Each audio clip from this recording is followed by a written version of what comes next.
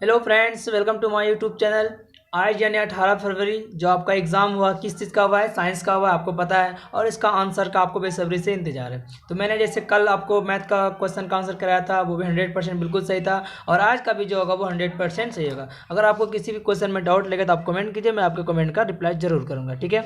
तो video start करने से पहले आपसे एक छोटी सी रिक्वेस्ट है कि वीडियो को प्यारा प्यारा लाइक कर दीजिए और साथ ही चैनल को सब्सक्राइब कर दीजिए, क्योंकि आपको यहाँ पर जो है 100% आंसर आपको एकदम राइट आंसर मिलेगा, ठीक है। तो चलिए हम लोग वीडियो को स्टार्ट करते हैं। क्वेश्चन हम लोग का पहला क्या है, देख सकते हैं आप लोग।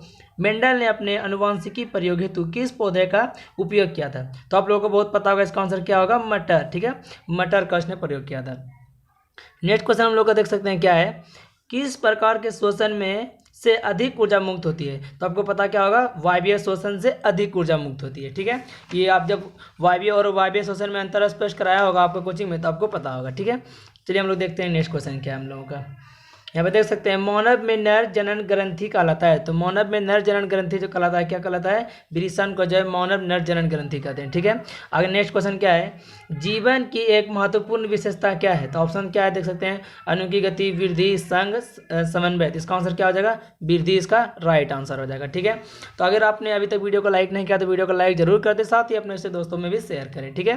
तो नेक्स्ट क्वेश्चन देखिए हम लोग का क्या है। सुपोषी पोषण होता है। तो ऑप्शन क्या क्या है? पौधों में, कवक में, कुछ प्रोटिस्टा और प्रोकैरियोट्स में, और क्या लिखा हुआ है? ए सी दोनों में। तो इसका आंसर क्या हो जाएगा? पौधों में। सुपोषी पोषण जो किस में होता है? पौधों में होता है, ठीक है। नेक्स्ट क्वेश्चन देख सकते हैं हम लोग का क्या है। ग्लाइकोलाइसिस होता है किसमें? माइटोकॉन्ड्रिया में, कोशिका द्रव्य में, आगे क्या है? गोल्गी कॉम्प्लेक्स में, कॉम्प्लेक्स, ठीक है। उसके बाद क्लोरोप्लास्ट में। इसका आंसर क्या हो जाएगा? कोशिका द्रव्य में हो जाएगा, ठीक है। तो आपका कितना सही होता है तो आप कमेंट जरूर कीजिएगा, ताकि हमें भी अच्छा लगे। नेक्स्ट क्वेश्चन देख सकते हैं क्या है। तंत्रिका तंत्र की संरचनात्मक एवं क्रियात्मक, ठीक है, कार्यात्मक लिखाया हुआ इकाई को कहते हैं, जिसको क्या कहते हैं हम लोग? न्यूरॉन कहते हैं, नेफ्रॉन नहीं आप, ठीक है। तो देखिए आपको नेक्स्ट क्वेश्चन हम लोग का क्या है। कौन सा एंजाइम वसा पर कार्य क्रिया करता है? तो कार्य करता है या क्रिया करता है? इसका आंसर क्या होगा? लाइपेज जो है क्या करता है? वसा पर कार्य करता है। चलिए देखिए हम लोग का नेक्स्ट क्वेश्चन आगे क्या है, 9 नंबर। पौधों में जनन अंग कहाँ पाए जाते हैं? तो पौधों में जो जनन अंग पाए जाते हैं वो कहाँ पाए जाते हैं? पुष्प यानी कि फूल में, ठीक है। नेक्स्ट क्वेश्चन देख सकते हैं हम लोग का क्या है। मस्तिष्क का कौन सा भाग शरीर की स्थिति तथा संतुलन का अनुरक्षण करता है? तो इसका आंसर ऑप्शन देख लीजिए क्या क्या है। अगर मस्तिष्क, अनुमस्तिष्क, मध्य मस्तिष्क, इनमें से सभी। तो देखिए ज़्यादातर में पहले क्या होता था कि अगर सभी ऑप्शन है तो वो सही होता था, लेकिन अब की बार ऐसा नहीं हुआ है, ठीक है। तो इसका आंसर क्या हो जाएगा? अनुमस्तिष्क हो जाएगा, ठीक है। चलिए हम लोग देखते हैं अगला क्वेश्चन क्या है हम लोगों का। आप लोगों को मैंने पहले भी कह दिया था कि आप लोग चैनल को सब्सक्राइब करके रखिएगा, आपको 100% यानी 80 में से 80 इसका आंसर मिलेगा, ठीक है। तो जिसने भी सब्सक्राइब किया होगा उसको मिल गया होगा, और आपने सब्सक्राइब नहीं किया तो प्लीज़ आपसे एक छोटी सी रिक्वेस्ट है कि वीडियो को लाइक और चैनल को सब्सक्राइब जरूर कर दें। आगे किस पौधों में रंध्र अनुपस्थित होते हैं? तो ऑप्शन क्या क्या है। आम, हाइड्रिलिया, नागफनी, कनेर। इसका आंसर क्या हो जाएगा? नागफनी में जो होता है रंध्र अनुपस्थित होते हैं, नहीं पाया जाता है। नेक्स्ट क्वेश्चन देख सकते हैं क्या है। BS4 का संबंध है किससे? मृदा प्रदूषण से, ध्वनि प्रदूषण से, वायु प्रदूषण से, जल प्रदूषण से। तो इसका आंसर क्या हो जाएगा? वायु प्रदूषण से, ठीक है। नेक्स्ट क्वेश्चन हम लोग का देख सकते हैं। रक्त में ऑक्सीजन का वाहक होता है, यानी कि रक्त में जो ऑक्सीजन को ढोने का कार्य करता है, कौन करता है? तो ऑप्शन क्या क्या है। वसा, हार्मोन, हीमोग्लोबिन, कार्बोहाइड्रेट। इसका आंसर क्या हो जाएगा? हीमोग्लोबिन, ठीक है। चलिए हम लोग देखते हैं आगे क्या है क्वेश्चन हम लोगों का। निम्नलिखित में किसे वर्त हार्मोन कहा जाता है? तो ऑप्शन क्या क्या है आपका। टायरोसिन, ऑक्सीटोसिन, थायरोपिन, क्या लिखा है? थायरोरोटापिन, ठीक है, इंसुलिन। तो इसका आंसर क्या हो जाएगा? ऑक्सीटोसिन, ठीक है। नेक्स्ट क्वेश्चन देख सकते हैं क्या है। बीज विकसित होता है तो कहाँ विकसित होता है? तो ऑप्शन क्या क्या है। परागकोश से, अंडाशय से, पुंकेसर से, बीजांड से। तो इसका आंसर क्या हो जाएगा? बीजांड से क्या होता है? बीज विकसित होता है, ठीक है। अब कितना ऑप्शन इसमें अंडाशय में दे दिए थे, लेकिन वो गलत है, ठीक है। नेक्स्ट क्वेश्चन देख सकते हैं क्या है। गरहनी भाग है तो किसका भाग है? ऑप्शन देख सकते हैं। बड़ी आंत का, छोटी आंत का, मुख भाग का, अमाशय का। तो इसका आंसर क्या हो जाएगा? छोटी आंत का। किसका भाग है? छोटी आंत का भाग है ये। आगे है कॉपर्स ल्यूटियम से स्रावित होता है। तो आपका ऑप्शन देख सकते हैं। एंड्रोजन, प्रोजेस्ट्रॉन, एस्ट्रोजन, और उसके बाद क्या है? टेस्टोस्टेरोन, ठीक है। तो इसका आंसर क्या हो जाएगा? प्रोजेस्ट्रॉन। आगे है पारिस्थितिक तंत्र में ऊर्जा का स्रोत है। तो पारिस्थितिक तंत्र में ऊर्जा का जो स्रोत है वो क्या है? सूर्य है, ठीक है। आपका कितना सही होता है, आपका 80 में तो आप 40 बनाए होंगे, तो 40 में आपका कितना सही होता है आप कमेंट जरूर कीजिएगा, देखेंगे आपका कितना सही होता है। ठीक है, ये सब वीडियो को जो मैंने पहले भी आप लोगों को जो मतलब कि प्रोवाइड करवा चुका था ऑब्जेक्टिव के लिए, जो उस वीडियो को देखे होंगे उसमें से आपका ज़्यादातर बेनिफिट आपको हुआ होगा, और नोट्स भी मैंने इसमें दे रखा था। ठीक है, आगे है मानव का उद्भव स्थान है, तो मानव का उद्भव यानी विकास कहाँ हुआ था, तो इसको क्या कहा जाता है, इसका आंसर क्या हो जाएगा आपका अफ्रीका। ऑप्शन देख सकते हैं भारत, चीन, अफ्रीका, अमेरिका, तो इसका आंसर क्या हो जाएगा अफ्रीका। नेक्स्ट क्वेश्चन है निम्नलिखित में कौन लैंगिक जनन संचारित रोग है। ठीक है, तो इसका आंसर ऑप्शन देख सकते हैं क्या क्या है, आंत्रज्वर, सुजाक, एड्स, बी और सी दोनों। देखिए आपको सुजाक नाम न्यू लगा होगा, ठीक है, लेकिन ये पुराना है, आप इंग्लिश पढ़िए, क्या है गोनोरिया। सुजाक को इंग्लिश में क्या बोलते हैं गोनोरिया, ये भी लैंगिक जनन संचारित रोग है, तो बी और सी दोनों हो जाएगा, ऑप्शन नंबर आपका डी सही होगा। ठीक है, चलिए हम लोग आगे देखते हैं।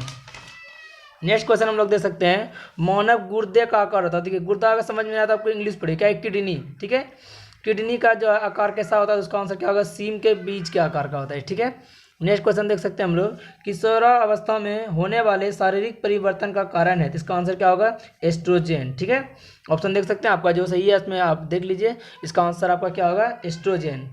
आगे है नेक्स्ट क्वेश्चन हम लोग का यौन परिपक्वता की अवधि को कहते हैं, परिपक्वता की अवधि को कहते हैं, इसका आंसर क्या होगा, ऑप्शन देख सकते हैं क्या क्या है, किशोरावस्था, यौवनारंभ, वृद्धि, इनमें से कोई नहीं, इसका आंसर क्या हो जाएगा यौवनारंभ। ठीक है, तो चलिए हम लोग देखते हैं नेक्स्ट क्वेश्चन हम लोग का क्या है, ओजोन परत का ह्रास मुख्यतः किसके कारण हो रहा है, कि ओजोन परत जो नष्ट हो रहा है किसके कारण हो रहा है, तो ऑप्शन देखिए क्या क्या है, प्रदूषण, पीड़कनाशी, मीथेन, CFC यानी क्लोरोफ्लोरोकार्बन, तो आपका CFC आंसर हो जाएगा। ठीक है, आगे है कृत्रिम किस प्रकार का पारिस्थितिक तंत्र है, तो इसका ऑप्शन देख सकते हैं क्या है कृत्रिम, प्राकृतिक और जैविक, इनमें से कोई नहीं, तो आपका आंसर क्या हो जाएगा कृत्रिम हो जाएगा। ठीक है,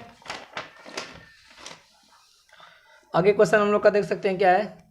ठीक है, उसके बाद देखिए यहाँ पे निम्नलिखित में कौन पारिस्थितिक तंत्र में अधिकतम संख्या में मौजूद है, तो इसका ऑप्शन देख सकते हैं क्या है उत्पादक, शाक भक्षी, मांस भक्षी, सर्वभक्षक, तो इसका आंसर क्या हो जाएगा मांस भक्षी, इसका क्या है सबसे ज़्यादा होगा। ठीक है, आगे देख सकते हैं नेक्स्ट क्वेश्चन क्या है, जीवों की उत्पत्ति से पहले पृथ्वी पर निम्नलिखित में क्या नहीं था, तो कार्बन डाइऑक्साइड, नाइट्रोजन क्या है, उसके बाद यहाँ पे है नाइट्रोजन ऑक्साइड, ऑक्सीजन, इनमें से सभी, तो ये जो सभी ऑप्शन हो जाएगा इनमें से कुछ भी नहीं था। ठीक है, वीडियो को अगर आपको अच्छा लग रहा है तो वीडियो को लाइक जरूर कर दें, साथ में चैनल को सब्सक्राइब कर दें ताकि कल यानी सोशल साइंस का आंसर आपको बहुत ही जल्दी मिल सके। ठीक है, सब्सक्राइब करके रखिएगा तो नोटिफिकेशन आपके पास तुरंत पहुंच जाएगा। ठीक है, नेक्स्ट क्वेश्चन देख सकते हैं भारत में उत्पादित प्रत्यावर्ती विद्युत धारा की आवृत्ति है, तो इसका ऑप्शन देख सकते हैं 50 हर्ट्ज, 70 हर्ट्ज, 60 हर्ट्ज, और यहाँ पे भारत में जो चलता है वो क्या है 50 हर्ट्ज। ठीक है, आगे देख सकते हैं हम लोग का क्या है 1 माइक्रो एम्पियर विद्युत धारा होता है कितना 10⁻⁷ ampere, 10⁻⁶ ampere, 10⁻⁵ ampere, 10⁻⁴ ampere,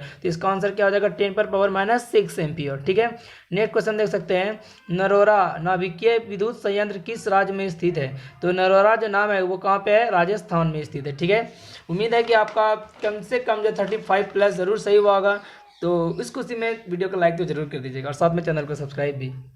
next देख सकते हैं स्पेक्ट्रम प्राप्त करने के लिए किसका प्रयोग किया जाता है, तो ऑप्शन क्या है अवतल दर्पण का, उत्तल दर्पण का, प्रिज्म का, कांच की सिल्ली का, तो इसका आंसर क्या हो जाएगा प्रिज्म का उपयोग किया जाता है। ठीक है, नेक्स्ट क्वेश्चन देख सकते हैं हम लोग का क्या है उत्तल लेंस द्वारा आवर्धित काल्पनिक प्रतिबिंब तब बनता है जब वस्तु रहती है, कहाँ में, ऑप्शन है अनंत पर, फोकस और लेंस के बीच, फोकस पर, फोकस दूरी और दुगुनी फोकस दूरी के बीच, तो इसका आंसर क्या हो जाएगा फोकस और लेंस के बीच हो जाएगा। ठीक है, आगे नेक्स्ट क्वेश्चन देख सकते हैं हम लोग का क्या है नेत्र द्वारा किसी वस्तु का कैसा प्रतिबिंब बनता है, तो नेत्र पर जो किसी वस्तु का प्रतिबिंब बनता है वास्तविक, उल्टा और वस्तु से छोटा बनता है, तो ऑप्शन देख लीजिए पढ़ लीजिएगा, आपका आंसर क्या हो जाएगा वास्तविक, उल्टा तथा वस्तु से छोटा बनता है।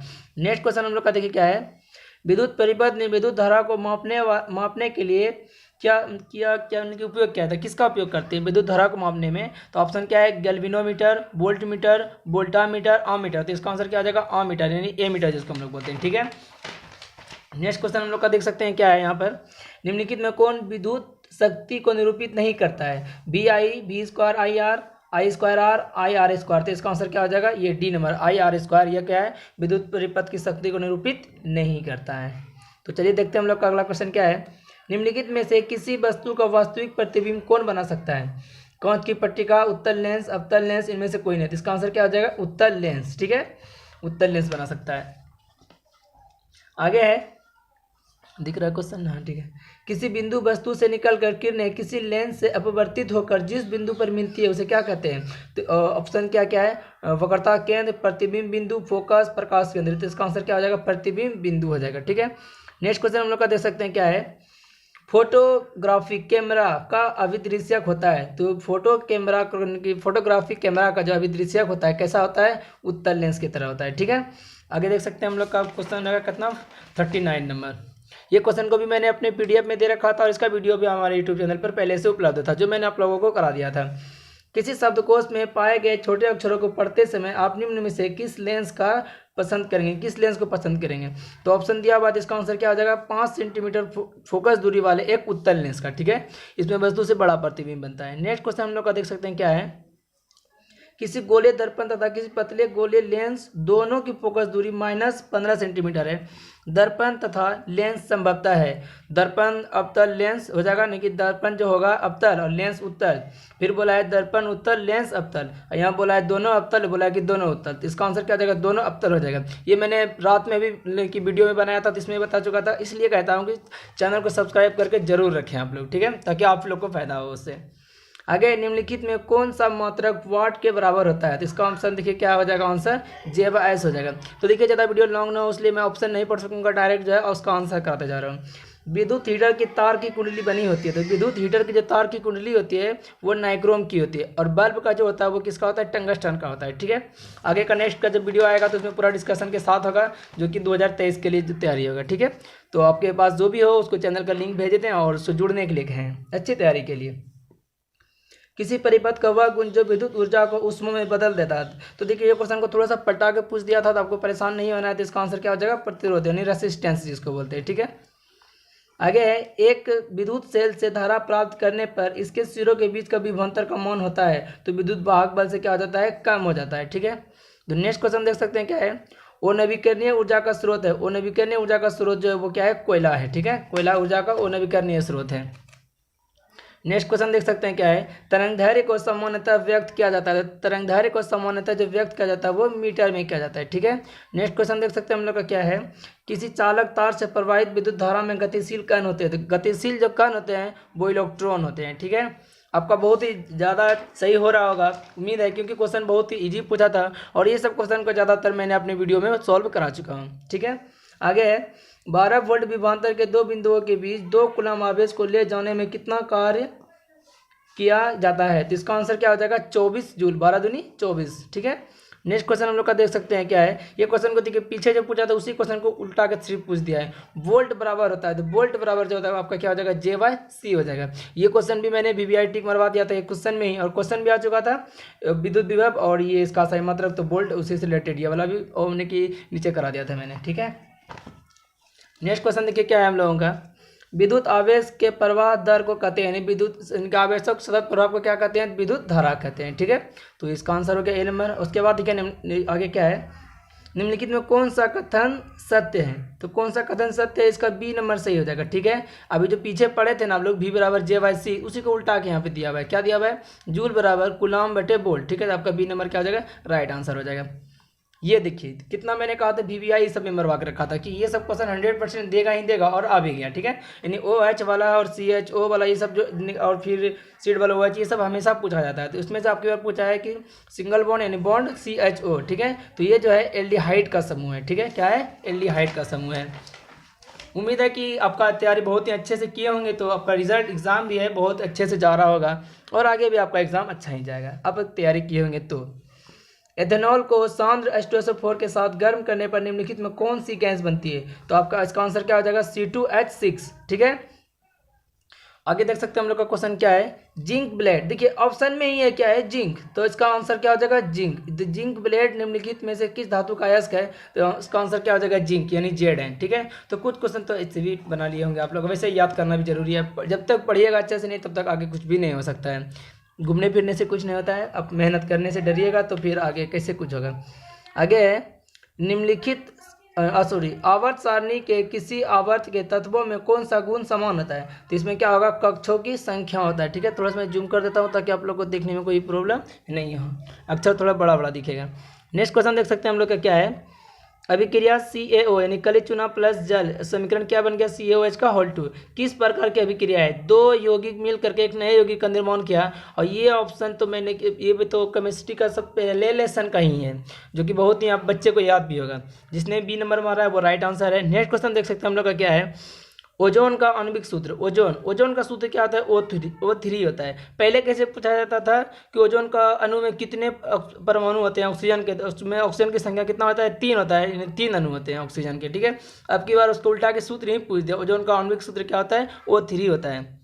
तो अभी तक यहाँ तक की तैयारी के अनुसार आप लोग देखे होंगे जिस तरह से मिला रही, यहाँ इस चैनल पर आपको एक से बढ़कर एक ऑब्जेक्टिव और सब्जेक्टिव दोनों क्वेश्चन आंसर कराए जाते हैं, और इसलिए चैनल को सब्सक्राइब जरूर कर दे मेरे भाई। छोटे से इतना रिक्वेस्ट, ठीक समझ लिए इसका, क्योंकि आपसे मैंने तो कुछ मांग नहीं रहा हूँ, बस आप लोग के लिए इतने अच्छे तैयारी करा रहा हूँ। बस आप लोग का प्यार और सपोर्ट ही मेरे लिए बहुत काफ़ी होता है, ठीक है। आगे pH का कौन सा मान क्षारक मतलब भस्म विलयन को निरूपित करता है। इसमें भस्म का pH मान कौन? देखिए 6 जो है ये अम्ल है, 2 भी क्या है? अम्ल है, 6 के 7 क्या है? उदासीन, और 13 क्या है? ये जो है ये भस्म है, यानी क्षार वाला है, ठीक है। नेक्स्ट क्वेश्चन हम लोग का देख सकते हैं क्या है, जल के एक अणु में जल का सूत्र क्या होता है? आपको पता होगा H2O, ठीक है। तो यहाँ देखिए हाइड्रोजन का 1 है, 2 गो है, ऑक्सीजन का 1 है, 1 है, तो 2 अनुपात 1, ये वाला आंसर सही हो जाएगा। क्वेश्चन क्या था, मैं उसको पहले पढ़ देता हूँ। जल के एक अणु में हाइड्रोजन एवं ऑक्सीजन के परमाणुओं की संख्या का अनुपात क्या है? तो इसका आंसर क्या हो जाएगा? 2 अनुपात 1 हो जाएगा, ठीक है। नेक्स्ट क्वेश्चन देखते हैं हम लोग का क्या है, निम्नलिखित संकेतों द्वारा व्यक्त तत्वों में कौन सा धातु है? तो धातु ये वाला है, ठीक है, B2412 वाला, ठीक है, ये धातु है। नेक्स्ट क्वेश्चन देख सकते हैं, अम्लीय ऑक्साइड का विलयन pH मान क्या होगा? तो इसका आंसर क्या होगा? 7 क्या हो जाएगा? राइट आंसर हो जाएगा, ठीक है। आगे ये क्वेश्चन तो VBI ये बहुत मरतबा ये क्वेश्चन पूछ चुका है कि सबसे कठोर प्राकृतिक पदार्थ है, तो सबसे कठोर प्राकृतिक पदार्थ क्या है? हीरा है, ठीक है। तो आपको ये सब तो सबसे पहले पता होगा कि सबसे प्रकृति में जो सबसे कठोर पदार्थ है वो क्या होता है? हम लोग का हीरा, यानी डायमंड। नेक्स्ट क्वेश्चन क्या है, सिल्वर आयोडाइड, ठीक है, का रंग कैसा होता है? तो सिल्वर आयोडाइड का रंग कैसा होता है? व्हाइट, यानी सफेद होता है। ये क्वेश्चन तो पिछले साल भी पूछा था और इस साल भी पूछ चुका है, ठीक है। आगे है, श्वसन किस प्रकार की रासायनिक अभिक्रिया है? तो श्वसन जो है ये क्या है? ऊष्माक्षेपी अभिक्रिया है, ठीक है, ऊष्माक्षेपी। नेक्स्ट क्वेश्चन देख सकते हैं हम लोग का क्या है, ये तो दूसरा लेसन का एकदम पूरा, सिर्फ एक लाइन का भी सही से परिभाषा नहीं है। जल में घुलनशील भस्म कर लाता था, जल में घुलनशील भस्म को क्या कहते हैं? क्षार कहते हैं, ठीक है। आगे देखिए, ये तो केमिकल फार्मूला है, ये तो आप लोग को तुम पूरा एकदम अच्छे से याद करके गए होंगे, और आपका आ भी गया होगा, तो मन भी आपका पूरा एकदम खुश हो गया, क्यों? क्योंकि याद करके गए थे और आ भी गया। सोडा एच का रासायनिक सूत्र क्या होता है? Na2CO3 होता है। आपका राइट आंसर क्या हो जाएगा? ऑप्शन नंबर बी, ठीक है। आगे नेक्स्ट क्वेश्चन देख सकते हैं क्या है, निम्नलिखित में कौन विजातीय यौगिक है? अब देखिए, विजातीय का मीनिंग क्या होता है कि सबसे वो अलग होगा। चूना पत्थर का सूत्र क्या होता है? CaCO3। संगमरमर का सूत्र क्या होता है? CaCO3। खड़िया चौक का सूत्र क्या होता है? CaCO3 यानी CaCO3। Plaster of Paris CaSO4 और इनटू क्या हो जाएगा? 2H2, यानी ये अलग है, ये तीनों क्या है? सेम है, इसका मतलब विजातीय ये अलग है, ठीक है। नेक्स्ट क्वेश्चन देख सकते हैं हम लोग का क्या है, बेकिंग सोडा का रासायनिक सूत्र। ये देखिए, अब तो फिर आ गया, अब एकदम पूरा एकदम इजी सब क्वेश्चन है, ये सब तो मैंने नोट्स भी बना के दे रखा था। बेकिंग सोडा का रासायनिक सूत्र इसका क्या हो जाएगा? NaSCO3 हो जाएगा, ठीक है। आगे देख सकते हैं, आगे ऑप्शन क्या है, निम्नलिखित में कौन संक्षारक अम्ल है? संक्षारक अम्ल क्या हो जाएगा? इसका आंसर क्या हो जाएगा? सल्फ्यूरिक अम्ल हो जाएगा। ये क्वेश्चन भी मैंने अपने लिखा चुका था नोट्स में भी। नेक्स्ट क्वेश्चन देख सकते हैं क्या है, अगर आप इसी तरह के साइंस हो, मैथ हो, यानी 10th लेवल और 12th लेवल का अगर ऑल सब्जेक्ट का आप चाहते हैं, उसमें आर्ट्स का अगर आप पढ़ाई करते हैं, अब अगर आपको PDF का ज़रूरत हो या अच्छे ऑब्जेक्टिव क्वेश्चन की ज़रूरत हो, तो चैनल को सब्सक्राइब कर ले, और बहुत ही जल्द आपको इस पर क्या अगर 12th का भी सब्जेक्ट मिलने वाला है, ठीक है। देख सकते हैं, मिल्क ऑफ मैग्नीशिया का pH मान होता है, तो मिल्क ऑफ मैग्नीशिया का pH मान कितना होता है? 10.5, ठीक है। नेक्स्ट क्वेश्चन देख सकते हैं, सल्फर के संयोजित सेल में इलेक्ट्रॉन की संख्या है, तो इसका आंसर कितना? देखिए, सल्फर का परमाणु संख्या कितना होता है? 16, तो 2, 8 और 6, ठीक है। तो इसका बायतम कक्षा में कितना इलेक्ट्रॉन है? यानी कि संयोजित सेल, इसको वही हो गया, आउटर ऑर्बिट वैलेंस सेल बोला जाता है, ठीक है। तो इसका आंसर कितना हो जाएगा? 6 हो जाएगा। नेक्स्ट क्वेश्चन देख सकते हैं क्या है, निम्नलिखित तत्वों में किसकी आयनन ऊर्जा अधिकतम होती है? तो आयनन ऊर्जा जो अधिकतम होती है किसका होता है? फ्लोरीन का होता है, यानी F का होता है। यह हाइड्रोजन ग्रुप का एक सदस्य है, ठीक है। इससे रिलेटेड एक ऑब्जेक्टिव और है आगे में, आवर्त सारणी के प्रथम आवर्त में तत्वों की संख्या है, तो प्रथम आवर्त में जो होता है, ठीक है, उसमें कौन सा है? तो ये क्या है? 2 तत्व है, ठीक है।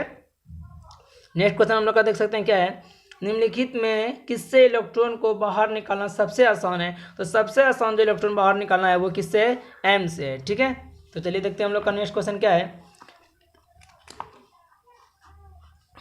ठीक है, द्वितीय आवर्त में तत्वों के लिए कौन सा सेल बाह्यतम है? तो द्वितीय आवर्त दो को हो गया, तो पहला क्या है? के, दूसरा क्या है? दूसरा क्या है? एल। तो ठीक है, इसका आंसर क्या हो जाएगा? 2, यानी कि बी नंबर हो जाएगा, एल सेल। ठीक है, नेक्स्ट क्वेश्चन देख सकते हैं क्या है। संतृप्त हाइड्रोकार्बन श्रेणी के सदस्यों को कहा जाता है। तो संतृप्त हाइड्रोकार्बन का जो सदस्य होता है उसको क्या कहा जाता है? एल्केन कहा जाता है। ठीक है, और वो संतृप्त में क्या आता है? एल्कीन और एल्काइन आ जाता है। ठीक है, तो देखते हैं, बहुत ही कम क्वेश्चन बचा हुआ है।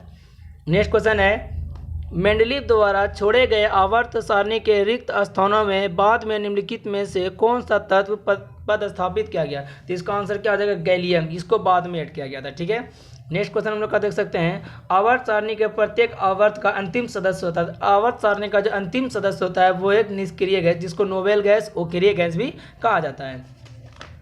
तो देखते हैं हम लोग का नेक्स्ट क्वेश्चन क्या है। किसी तत्व में 2 सेल हैं, कहने मतलब उसमें 2 सेल है, एक हो गया और एक यहाँ पे 2 हो गया। ठीक है, और दोनों ही इलेक्ट्रॉन से पूर्णतः भरे हुए हैं, यह वह तत्व है। तो इसका आंसर क्या हो जाएगा? नियॉन। नियॉन का परमाणु संख्या आप लोग को पता होगा 10 होता है, तो 2 और 8। ठीक है, तो देखिए 2 को हो गया, 2 सेल, दोनों क्या है? पूरा हुआ इलेक्ट्रॉन से। ठीक है, आगे देख सकते हैं क्या है। आगे जो है वो हम लोग का लास्ट ही और अंतिम क्वेश्चन है, निम्नलिखित में कौन सबसे अधिक अभिक्रियाशील हेलोजन है? सॉरी, क्रियाशील और अभिक्रियाशील एक ही होता है, हेलोजन है। तो इसका आंसर क्या आ जाएगा? फ्लोरीन। मेरे द्वारा दी गई जानकारी 100% सही है। अगर आपको किसी भी क्वेश्चन में डाउट है तो आप कमेंट कर सकते हैं, मैं उसको जरूर सही करने का कोशिश करूंगा। ठीक है, तो मेरी आपसे एक छोटी सी रिक्वेस्ट है, अगर आपको वीडियो अच्छा लगा तो वीडियो को लाइक और चैनल को सब्सक्राइब तो भाई जरूर कर दें, क्योंकि कल आपको इसकी ज़रूरत है। ठीक है, और हमें हो सकता है कि कुछ क्वेश्चन अगर पहले से लग जाए कि नहीं ये इंपॉर्टेंट है, तो मैं कल आकर के लाइव आपको जो है सोशल साइंस के कुछ इंपॉर्टेंट क्वेश्चन मैं करा दूंगा, जो कि कल 100% एग्जाम में यानी 95% चांस है कि वो लड़ सकता है। ठीक है, तो मैं आपको ऑब्जेक्टिव भी प्रोवाइड कराऊंगा, और इसका चाहे तो हो सकता है आपको मैं PDF भी दे दूं। तो जल्द से जल्द चैनल को सब्सक्राइब कर दें और इसे अपने दोस्तों में भी शेयर करें, साथ ही कमेंट करके ये भी बताएं कि आपका कितना ऑब्जेक्टिव सही हुआ। Best of luck for next day, आपका जो एग्जाम है कल के लिए। तो मिलते हैं आपसे अगले वीडियो में, तब तक के लिए bye. Thanks for watching my video.